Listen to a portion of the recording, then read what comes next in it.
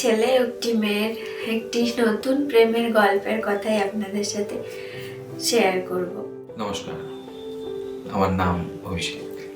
নমস্কার, আমি রিম্পা। আমার জীবনের একটা স্বর্ণালী যুগ বের হতে চললাম আমরা বলতে আমি এবং রিম্পা। আসলে ছোটবেলা থেকেই শুনেছি সবার স্বপ্নের রাজপুত্র পক্ষীরাজে সাদা ঘোড়ায় করে আসে, এসে তার জীবনকাঠির ছোঁয়ায় হয়তো রাজকুমারীর সব দুঃখ নিয়ে চলে যায়।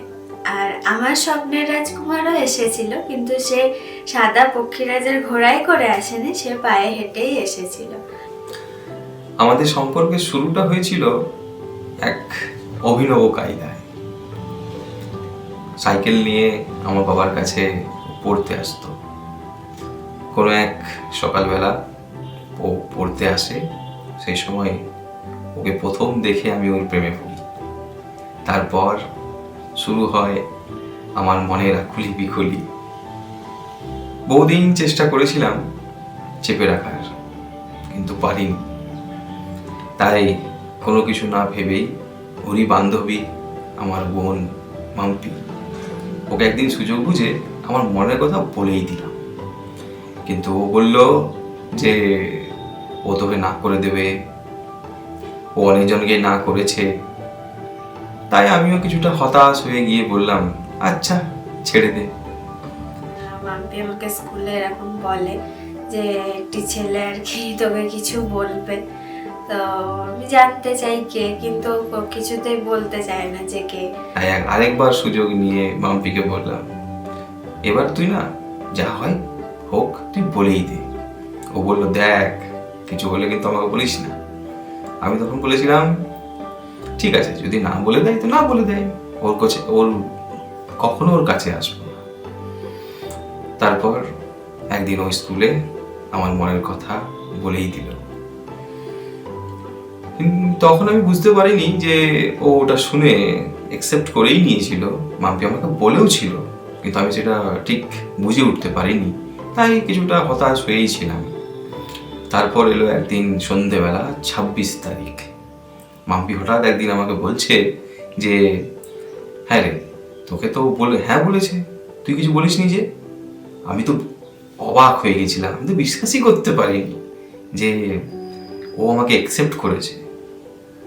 তাই নিজের আবেগ, নিজের আনন্দকে আর নিয়ন্ত্রণে রাখতে পেরে আমি ওর কাছে গিয়ে ওর সাথে কথা বলি এবং ওকে জিজ্ঞেস করি যে মাম্পি যেটা বলেছে সেটা কি সত্যি।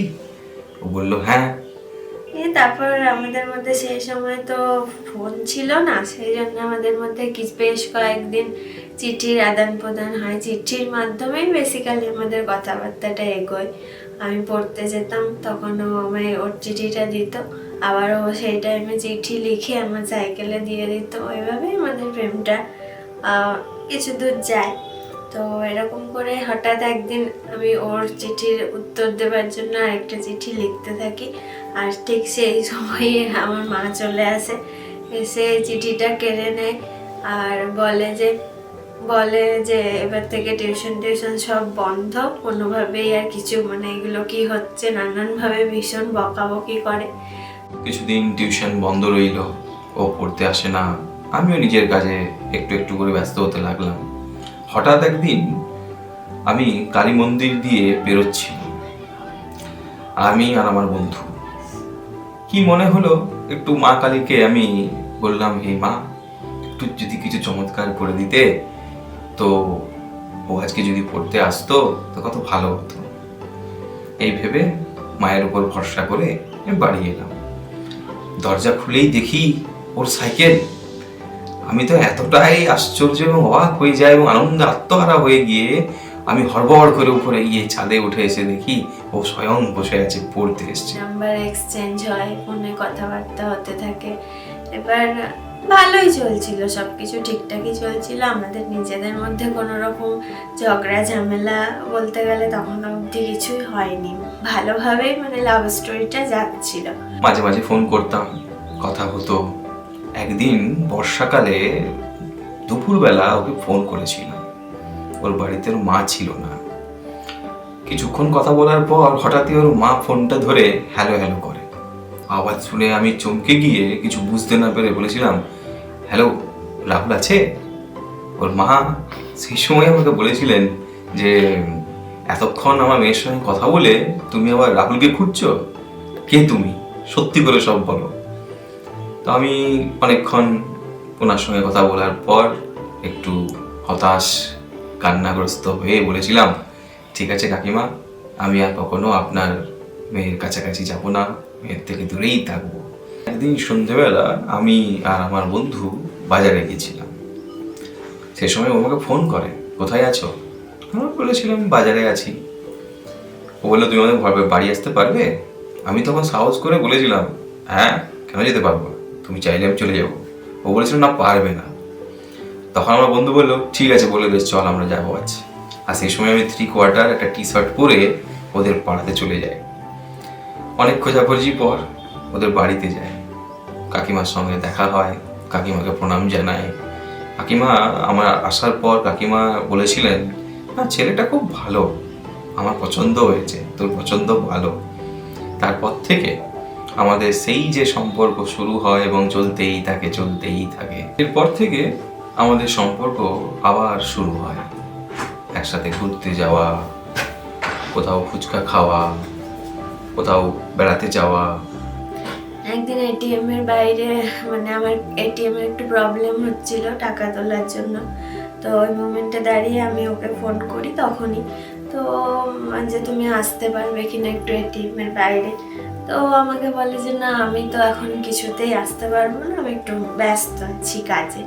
তো হয়তো সত্যি ব্যস্ত ছিল, সেটা মিথ্যে নয়, কিন্তু আমাকে ওইভাবে বলায় আমার তখন মনে হয়েছিল যে হয়তো ওর জীবনে আমার সেইভাবে প্রায়োরিটিই নেই। আমি যাকে 11টা বছর দিলাম জীবনে, তাহলে ওর কাছে আমার কোনো দামই নেই।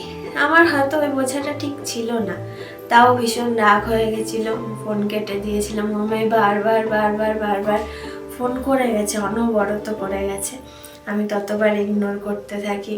এইভাবে মানে কিছুদিন চলে। দেখা করতে চাই, কিন্তু দেখা ও করে না। ঠিক এইরকমই এক সন্ধেবেলা ওর মা আমাকে ফোন করে যে তুমি কোথায় আছো, আজকে একবার আমাদের বাড়িতে আসবে, তোমার সঙ্গে কথা আছে। আমি ঠিক সেই মতো সন্ধেবেলা ওদের বাড়িতে যাই। দেখি শুয়ে শুয়ে কাঁদছে।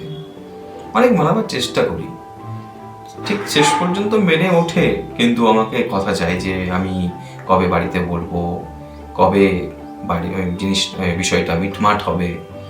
আমি ওকে সেই সময় কথা দিতে পারিনি, কিন্তু মনে মনে ভেবেছিলাম যে কালী পুজোর পরই হয়তো আমি বাড়িতে সব কিছু জানিয়ে বিষয়টাকে মিটিয়ে নেব।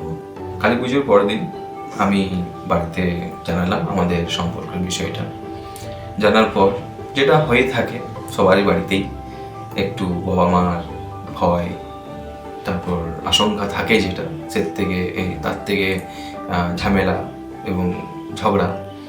কিন্তু শেষ পর্যন্ত অনেক বাধা বিপত্তি সংগ্রামের পর আমাদের সম্পর্কটাকে বাবা মা মেনে নেন। আমাদের 18ই ফেব্রুয়ারি 2024 আমাদের আইনি বিয়ে হয়। রেজিস্ট্রি করে আমরা আইনিভাবে স্বামী স্ত্রী হিসেবে একে অপরকে গ্রহণ করি। আর আজ 24শে জানুয়ারি 2025, এত বছরের পথ চলা, প্রায় 13 বছর পর আমাদের ভালোবাসা পথ চলা সফলভাবে পরিপূর্ণ হলো।